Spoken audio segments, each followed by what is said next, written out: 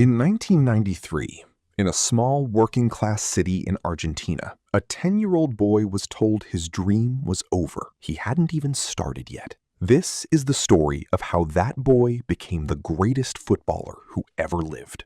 Rosario, Argentina, a city of steel workers, bus drivers, and dreamers. This is where Jorge Messi punches his time card every single day at the steel factory.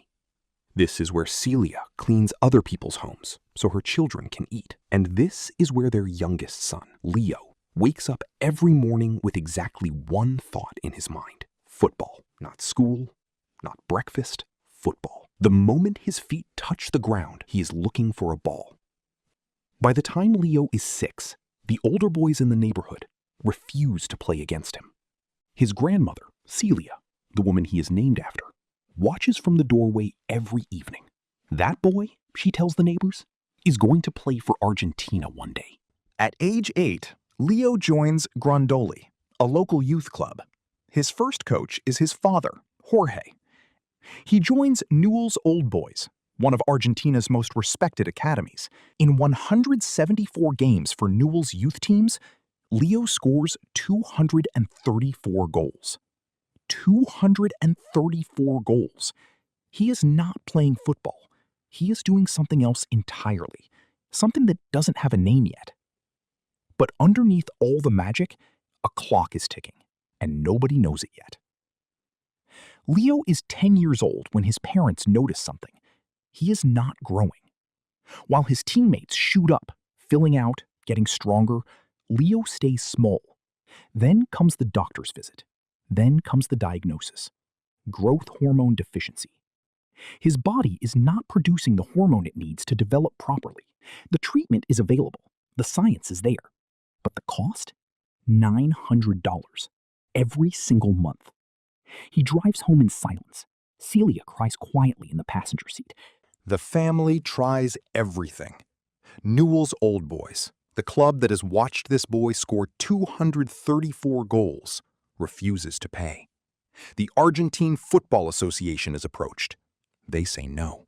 Then River Plate, the biggest, most powerful club in all of Argentina, comes calling. Their scouts have heard the stories. They watch Leo train for 30 minutes. And every single one of them knows immediately. This child is generational. But when the conversation turns to the medical bills, River Plate's directors look at each other across the table. And they walk away. Leo finds out that evening. He goes to his room, sits on his bed, and holds his football in his lap. At 10 years old, Lionel Messi's future in football is, by every measure, finished. But someone has heard the whispers. Carlos Rexach, FC Barcelona's sporting director, flies personally to Rosario. Then he watches Leo for 11 minutes. 11 minutes. He calls Barcelona immediately from the sideline. His voice is shaking. A meeting is arranged. The Messi family sits across from Rexach at a restaurant table. There's no formal contract ready, no lawyer, no proper documentation. So Carlos Rexach takes a paper napkin from the table and writes the agreement on it. Barcelona will sign Lionel Messi. Barcelona will pay for every injection. The contract that saves football is written on a napkin. Jorge Messi folds it carefully and puts it in his shirt pocket, against his chest, right next to his heart. Leo is 13 years old when he boards the plane to Barcelona. He speaks no Catalan, no Spanish beyond what a Rosario kid picks up. He knows nobody. Every night in Barcelona, he gives himself his own injection. A 13-year-old boy, alone in a foreign country, injecting himself in the leg. Some nights he calls his mother, and neither of them speaks. They just stay on the line. He trains through it. He suffers through it. He grows through it.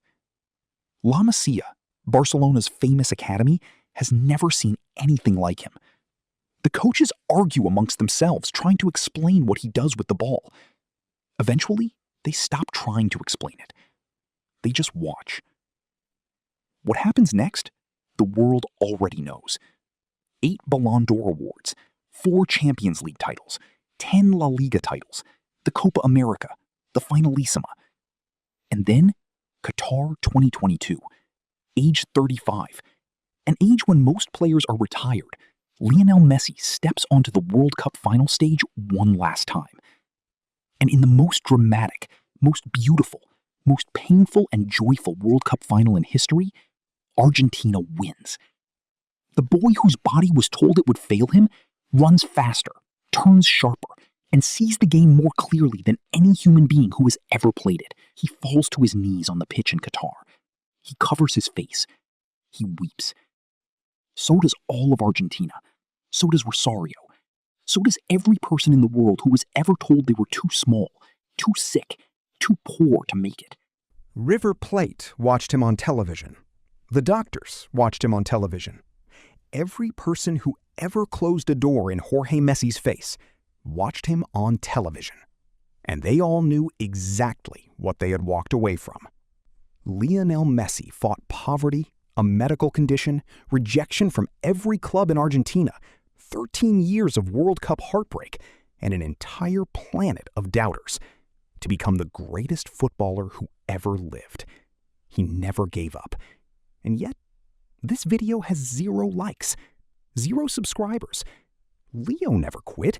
Can you really not hit one button? Like, subscribe. It's genuinely the easiest thing you'll do today. Unlike daily growth hormone injections.